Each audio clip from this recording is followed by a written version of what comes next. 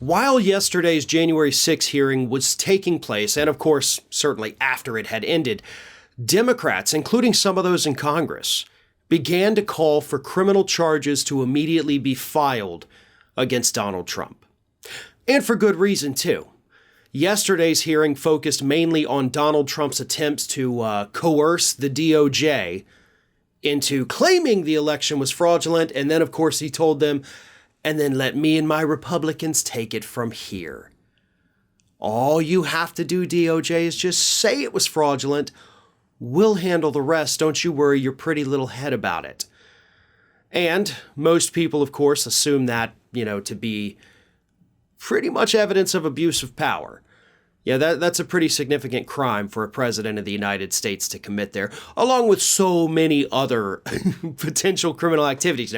The violation of the Electoral Vote Count Act, conspiracy against the government, fraud, all of that are possible charges that could be filed against Donald Trump. And of course, like I said, you had Democrats, including some in Congress, immediately calling for criminal charges. We're not even done with this investigation.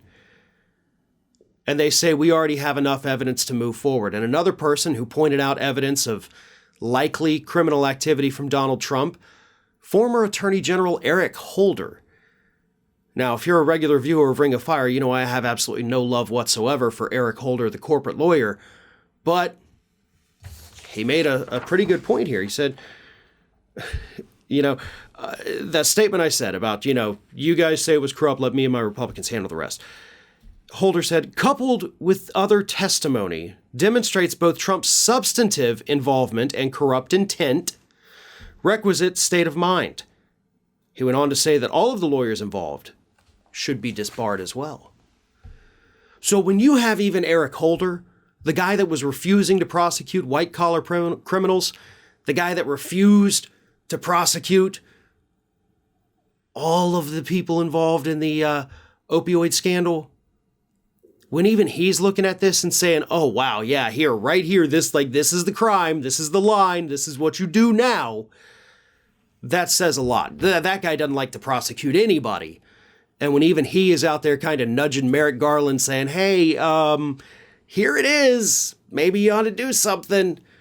And of course, that's what we always come back to. Because all of this depends on whether or not Merrick Garland is going to actually do his job. I think Merrick Garland is still afraid. He's still afraid of being seen as, using his office for political purposes to go after the former president of the United States.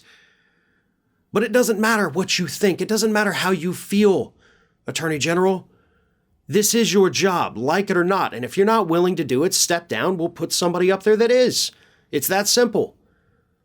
The evidence of criminal behavior on behalf of the former president is absolutely overwhelming at this point. We've only had 5 hearings so far. That committee is still sitting on stuff that we don't even know exists right now, but they do.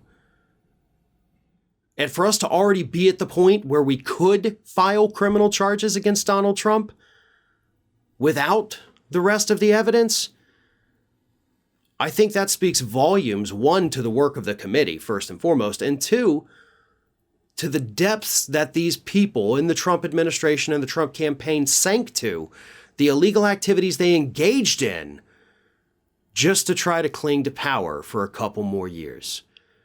I think we're going to see a lot more, and of course the calls for prosecuting Donald Trump are going to continue to get louder until, of course, Merrick Garland decides to finally do the right thing by starting to actually do his job. Thanks for watching, and if you like what you saw, don't forget to like, comment, share, and most importantly, subscribe to our Ring of Fire channel here.